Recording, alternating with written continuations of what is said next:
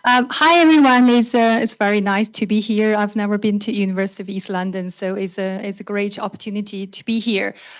So hopefully I'll do about 35 to 40 minutes talk, and feel free to ask questions, just anything that you like to ask. So just a really quite quick, brief information about myself, and that's where I'm based within at King's Business School. So the department I'm in is called Public Services Management and Organization. We tend to just call ourselves PSMO. So my research interests, as you probably would be able to guess, is all related to digital education, digital technology adoption, and now is predominantly AI related topics. So I'm doing all sorts of research revolving around the GenAI in higher education, but gradually now moving into the primary and secondary education. I have completed recently just one QA project, which I led in 24 to 25. So I've just finished everything. The findings pretty much is all on the QA page. I've just started another one as a co-investigator with a group of colleagues from various universities in the UK and also in Hong Kong and in Ireland.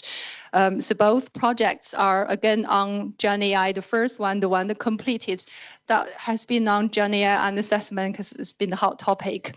The second one, again, very similar to what I'm covering today. We're looking more on the graduate attributes, looking at student employability. I'm also the co-editor-in-chief of a new journal, AI in Education. So this is Emerald Open Access Journal. We launched the journal last year, October. So we now already have about 6 special issues. It seems to be quite popular.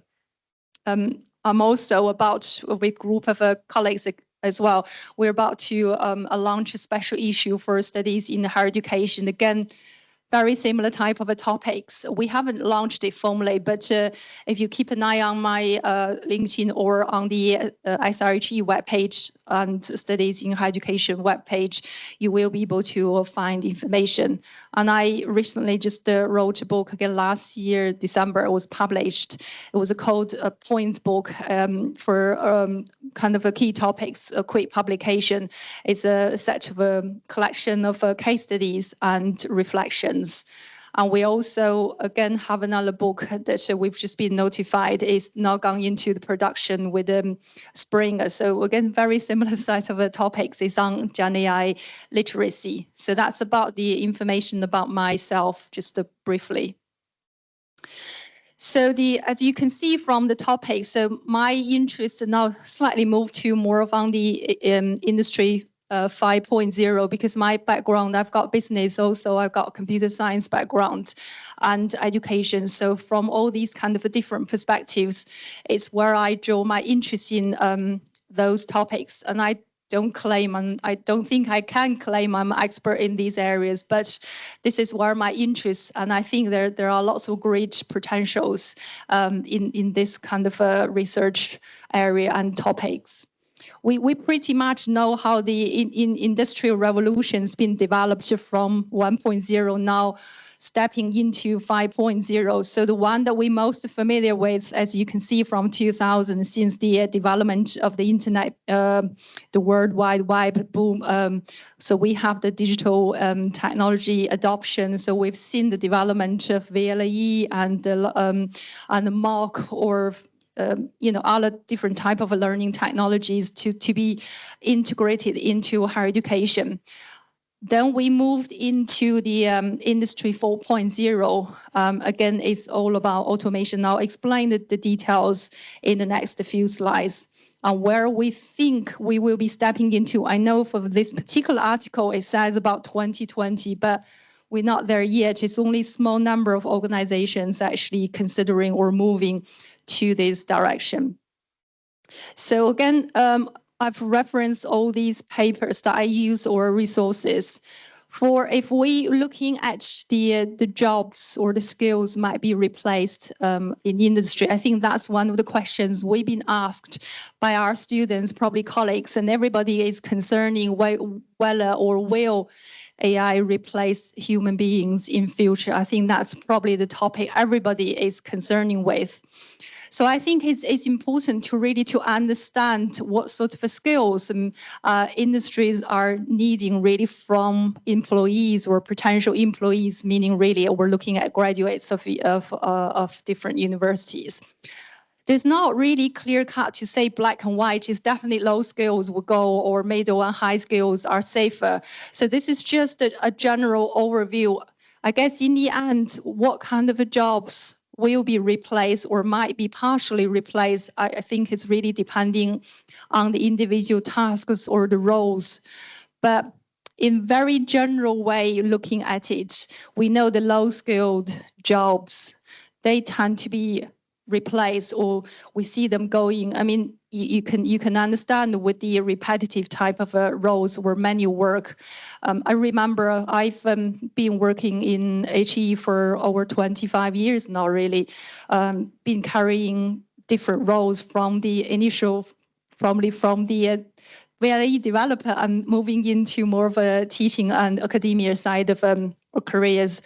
So for me, at the beginning, I remember when I first start teaching, we used those kind of sheets to collect students' attendance. So we pass on paper, whether with the pre-printed sort of IDs or things like that for students to put their names down and their registration, student number, etc. And we did at the time the university I worked for, we did have somebody in the office, and her job was predominantly dealing with the attendance sheets. So every single class, you could imagine the workload, but that's quite repetitive, really, in the way. So we know it's been automated. We've now students can scan their student card. There's different ways of doing it. So low-skill jobs tend to be replaced. Again, there's no completely just say black and white. We do have to look at individual jobs, but in a more broad, general way, low-skilled jobs tend to be replaced by AI. That's where the concerns or worries probably mainly are within. But for the middle skills and high skills, again, we're looking how can we work collaboratively with AI or machine or any other disruptive technologies we may be seeing being adopted or used in industries. So the middle skilled jobs, again, using AI in academic research, again, is another hot topic. We see researchers looking at how can we use AI to help us to do a fast reading, to summarize information. We've seen repeatedly the transcribers. Now, in the past, we've done interviews, we have to hire somebody to transcribe, but now the AI tools can do those kind of things, and they do quite well. I mean, I've used Otter for many years now. I've seen how Otter is being developed from beginning, just really to you can record the interviews now. Is actually provide a good summary of the themes that you can use for your research. Whether you're going to use it or not, that's a different topic. But you can see now with the way the AI being developed, lots of jobs, middle skilled professionals need to be considering what they can use AI to do certain jobs and to work collaboratively with them. For the high-skilled jobs, again, they tend to be people making decisions, making strategic decisions, and it is often referred to the managerial type of jobs, so senior managers, the managerial positions. Those roles, because they require them to make decisions. I mean, we can, obviously, with AI, you can predict say student numbers, and you can job outreach, and you can predict how we actually can develop as a university, but you still got to rely on human to make that final decision. So that's, again, another set of jobs. We see how can we actually work with AI or other tools, machines, to actually achieve the tasks. So throughout the guest speakers I have invited for all my modules I've been teaching, the message is quite consistent. In industry, people say quite clearly they don't want machines or AI to replace their employees. They want them to use it. So that's the message it kept coming through. Whether that's truly what they feel, but I can't comment on, but that's the information we've gathered. So 4 to 5, we're looking now this shifting landscape. So 4, is very technology centric. It's all about automation. It started from manufacture and stays with manufacturing industry. So we see the robotic automation. Everything is about trying to reduce or get rid of human involvement, because we want that kind of standardization. We don't want variations, in particular for manufacturing industry. And that's looking specifically, again, on efficiency and productivity. So humans on this one, I'm not saying completely not considered, but the focus, it is on machine and automation. So the difference between 4 and 5, really 5, we're looking more on the focusing on humans. So it's about human well-being, our creativity, our sustainability, how our going to be developed as a human. We can't be replaced by machine. That's a very clear message sending out relating to Industry 5. So it's all about human taking control and AI going to be used to support or work together, but we're making the decision. So that's the very clear message, and it applies to all industries. Doesn't matter which industry that you're referring to. It's all about sustainability, creativity, resilience.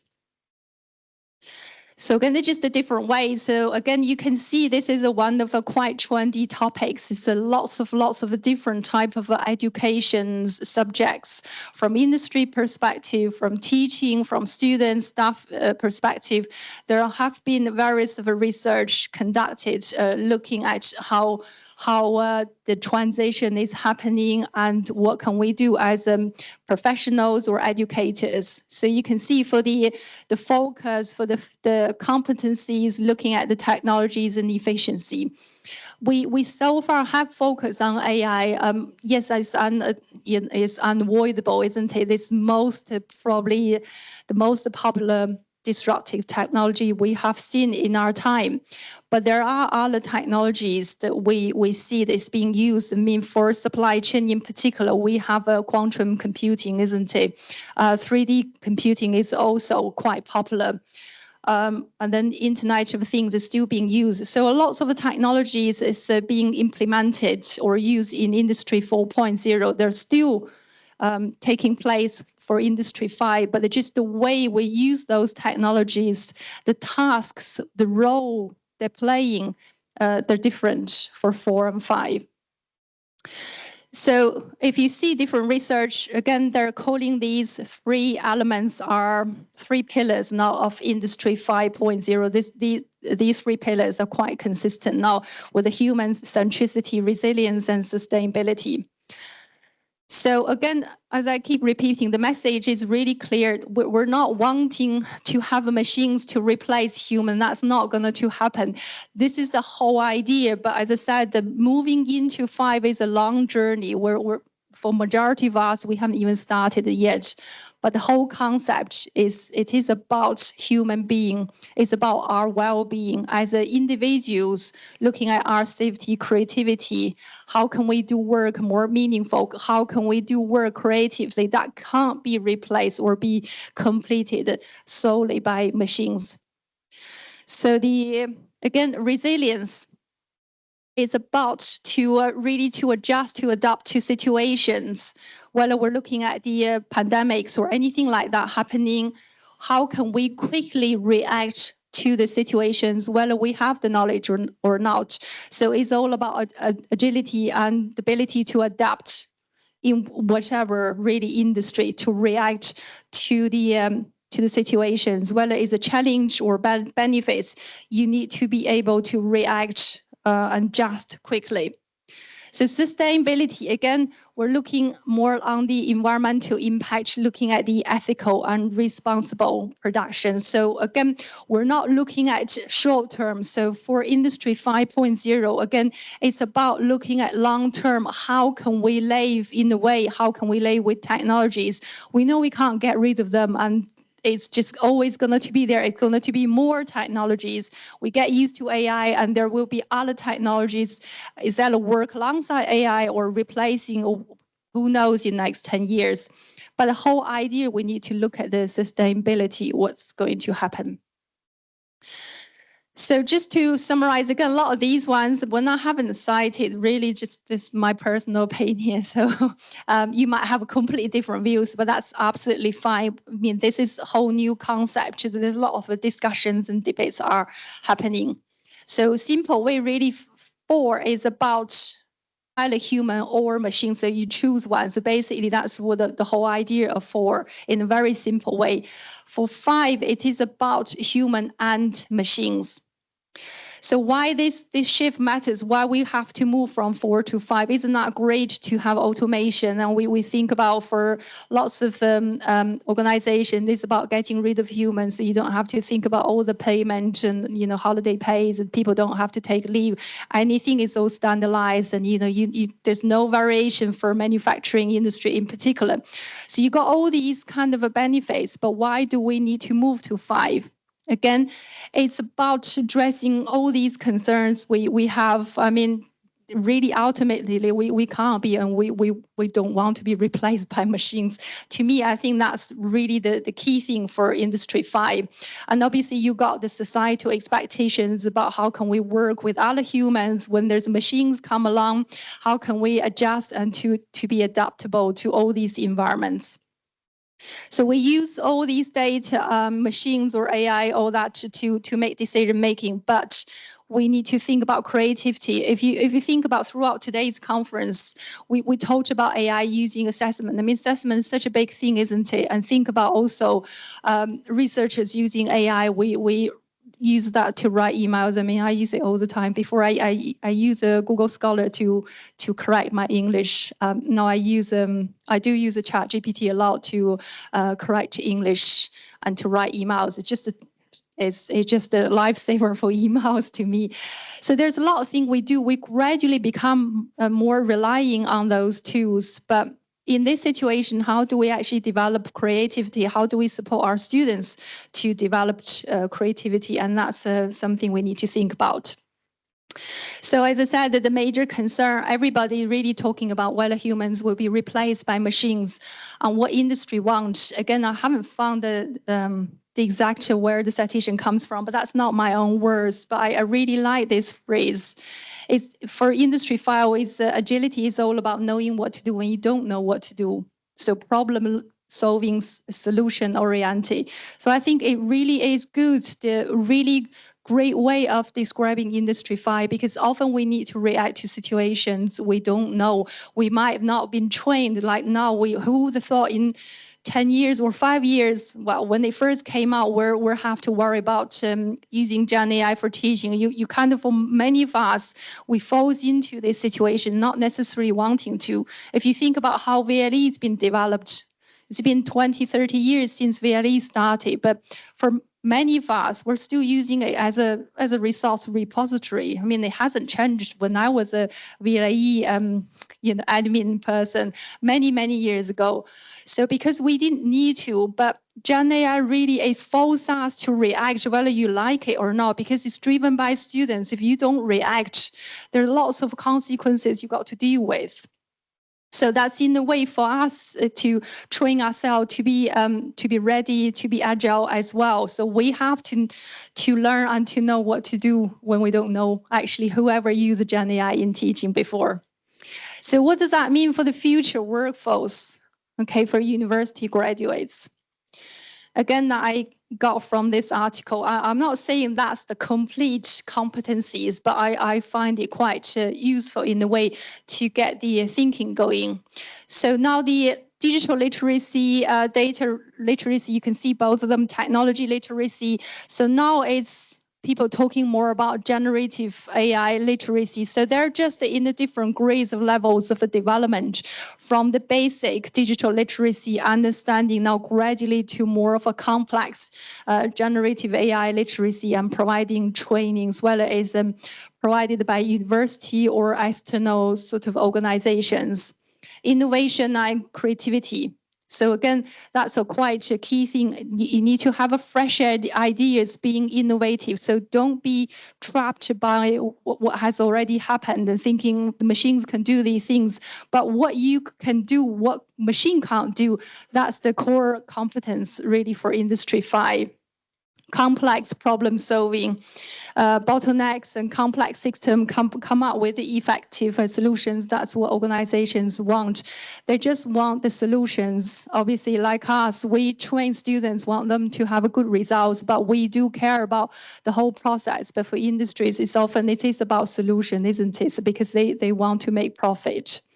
And emotional intelligence, and that's another sort of key competence we're looking at.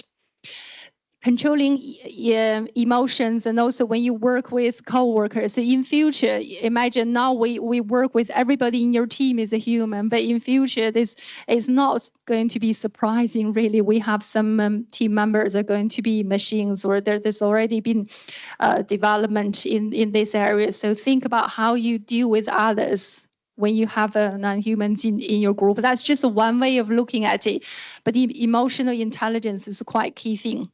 Lifelong learning as well. So we train students to develop the knowledge. And for many of the graduates, really, they think once they graduate, that's it, they've done the learning. They thank God they don't have to write anything to learn anything in future. But with Industry 5, with the way the technology developed, so lifelong learning is a big thing. Continuous learning, you got to learn new things to be more proactive, to get to know the new things, to think about what can you do with this new technology, or doing things a bit more innovative way. Understanding how data is being collected, how can they be used to analyze, to understand the situation, to address the problem raised, and to provide solutions. So collaboration and communication, again, linking quite closely to the emotional intelligence and ethics and values. I mean, I'm not going to say too much. We know how important ethics really for 4.4 or 5, because as long as you got technologies or machines involved, the ethics are going to remain to be a key element. So again, just you can see it's a different author, and this is a quite new 2025 publication, again, looking at essential competencies. So they might classify them or group them in slightly different ways, but I think the key competencies, you probably will get the idea they are pretty much are more or less the same thing, have been described in different ways. So the environmental impact is such a big thing, because we need to think about the next generation as well. So we've now gone back after generation Gen Z, now we've gone back to Alpha A, isn't it? So you're looking at people 16, 17 years old. So these are the group of people.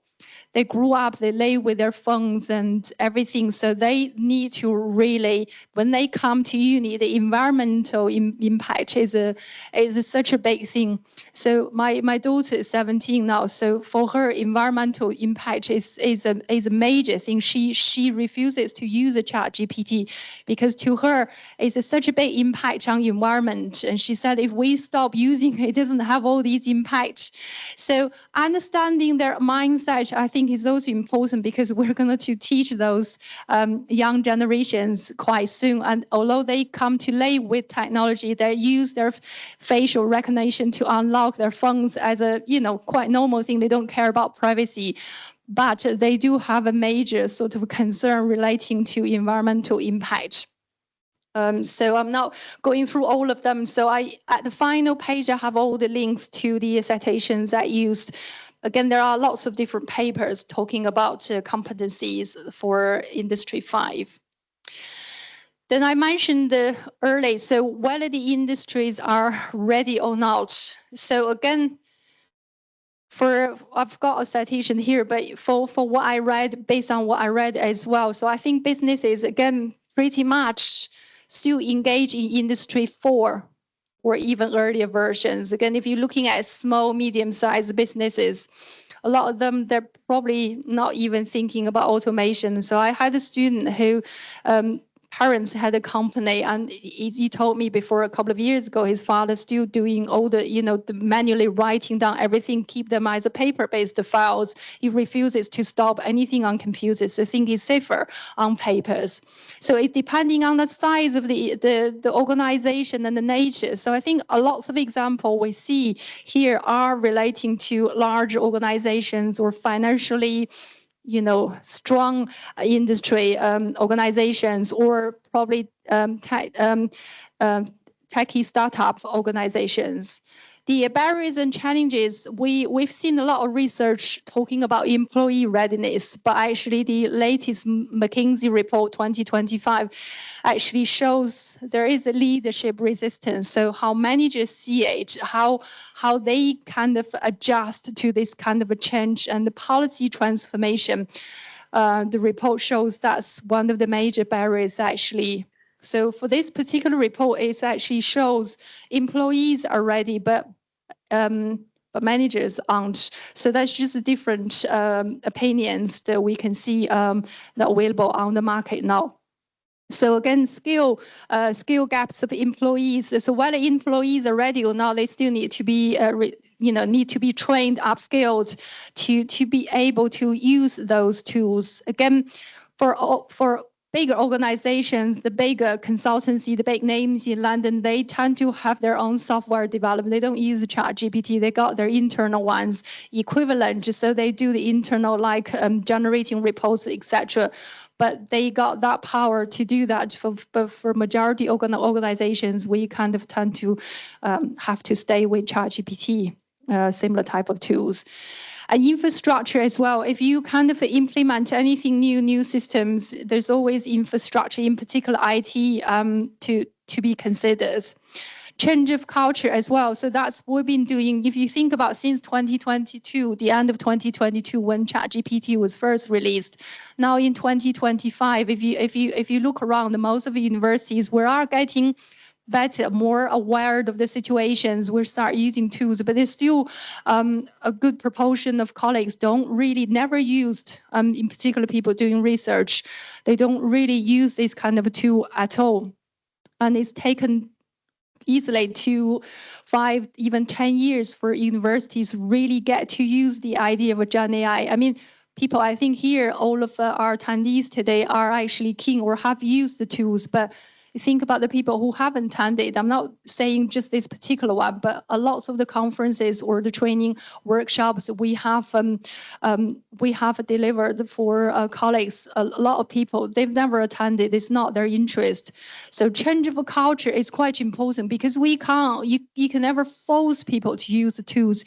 You got to show them the benefits and trying to persuade, and that this kind of a change of culture can take ages and ages to take place.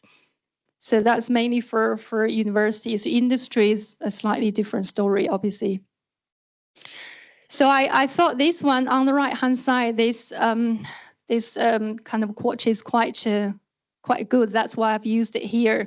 So in this new era of collaborative situation, the people, they can successfully incorporate technologies and also taking into account the human resilience and sustainability will be the best positions to be succeed. So again, combining the technical skills plus the 3 pillars, and that's what really this kind of a quotation is about. We talked about all these 3 pillars. It doesn't really mean technological skills are not important. It's far from it. You do have to understand the basics to be able to work with the technologies. You don't have to say to be experts, say coding, programming, to be a data analyst. But I think the fundamental understanding of the knowledge will help you do things a bit better. Just like lots of people asking, oh, I've never learned Python. I don't know anything about programming. Can I learn Python? Of course, the answer is yes, you can. But it depending how much effort and time you want to put in, how keen and how enthusiastic you're really up to this kind of a challenge. So in theory, yes, you can't really train to be a surgeon in 2 months, but yes, in theory, depending on your knowledge, your background, everything, you can train to use Python in 2 to 3 months. Some people can get it completed in a month, depending on the level of understanding. So there's a lots of elements that, as I said, about culture change, about how really keen as individual that you're willing to do. So Industry 5.0 really does offer lots of potential opportunities, but the challenges and barriers are big as well and need a huge amount of effort. So graduate employability and attributes. Again, this is attributes is tend to be a UK term. I mean, in the US and Canada, they also use similar words. But I know in European countries, they don't call graduate attributes. So you can see some of them call them qualities, something like that. So I've just captured a few from various of university web pages, but they pretty much saying same thing, even though they might have a different terminology. Is really, it is about how can we get students ready, because in the end we educate them. Yes, they can do whatever they want to do, but we want them to be successful. We want them to actually get a job and to start climbing up that careers ladder. I mean, that's the key thing we're doing. So for all these graduate attribute qualification, whatever term they use, you see them pretty much covering the similar competencies. But the problem is they don't really address industry 5. So we build a foundation, but we don't really address how can we move them forward to meet the expectations of industry 5.0. So where are the gaps? This is my understanding. There's no citation, no references. It's purely my own view. So yeah, you don't have to take any of these ones. That's my understanding.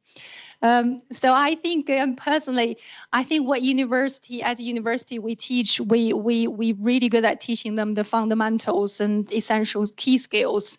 We're looking at the process. We're looking at the subject specialist knowledge. We help them with the problem solving, but it's mainly looking at the process. We help them to see how the knowledge can be applied to some extent, obviously. And we're very good at scaffolding, providing excellent pastoral support. But is it really industry want? I don't know.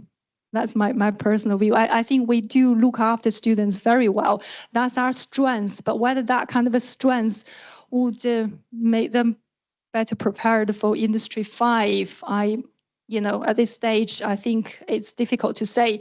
So what industry wants is employees to be ambidextrous. So they be able to say, existing work, can you make it a bit more efficient, or continuously coming up with new ideas. It's about that interdisciplinary collaboration. Think on the spot and think outside the box. And responsive and adaptive to changes, whether it's ongoing or new. So it is about once they've been put in a position, they're going to start doing things straight away. So when I started my first role as the VLE developer, I remember I'll just put in the office and here you go, this is your computer, start. There's nothing. So you got to work around to thinking, oh, what's the situation, what I need to do.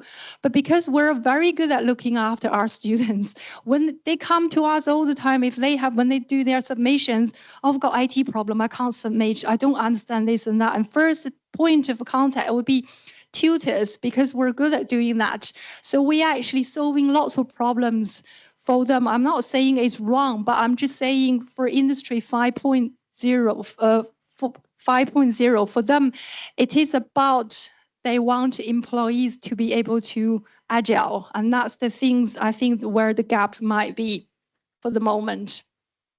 So what should the university do? Again, this is another fancy word that's been mentioned all the time, future-proof, isn't it? Future-proof, this, future-proof. I use it because, it's a buzzword, isn't it? Future-proof curriculum. We can't really do complete bulletproof curriculum, but what we can do is looking at how can we adjust to this kind of, where the gaps, deficiencies, what we can do to trying to address gradually. And for us as educators, it's all about balancing the skills and also upskill ourselves as well. Technology advancement, again, you got AI, robotics, quantum computing, biotechnology. That's another being mentioned repeatedly. Biotechnology has been there ages, but I think now with the development, it's being re-picked up as well. And the quantum computing, it's done something really amazing for supply chain management. So it's I think that's often there has been research, but I think obviously the tension is not really as much as the way we pay to AI on its own. So lifelong learning, I don't need to say that too much. We are doing some of these ones already, but just looking at how can we lean more to the expectations of Industry 5.0. So strategies, again, there's a reference here. Again, I didn't invent these ones. So you can see these words come out really repeatedly. It's going into sort of a loop and sending out the same key messages, and human taking control. It's about working with them, looking at interdisciplinary ability. So you teach them one thing, they be able to react in different things, in different situations. Looking at the industry partnership, looking at predominantly soft skills. So when I spoke to the guest speakers from various of the organizations I've invited, many of them said quite clearly they don't really need students to have a GenAI tools, but what they need them to do is to be able to learn quickly and then to adjust to the situation. That's what they want. They don't really need them to say they have to use a chat GPT before they being employed. So again, these one, the mindset left learning, again, so it is about setting up the culture for students and staff. So the collaboration, again, we're doing, as I said, we're doing all the right things. I mean, in particular, because I'm from business school, this is a sort of the expectation for us. For the program I'm leading as a program director, pretty much every single module, we have at least one.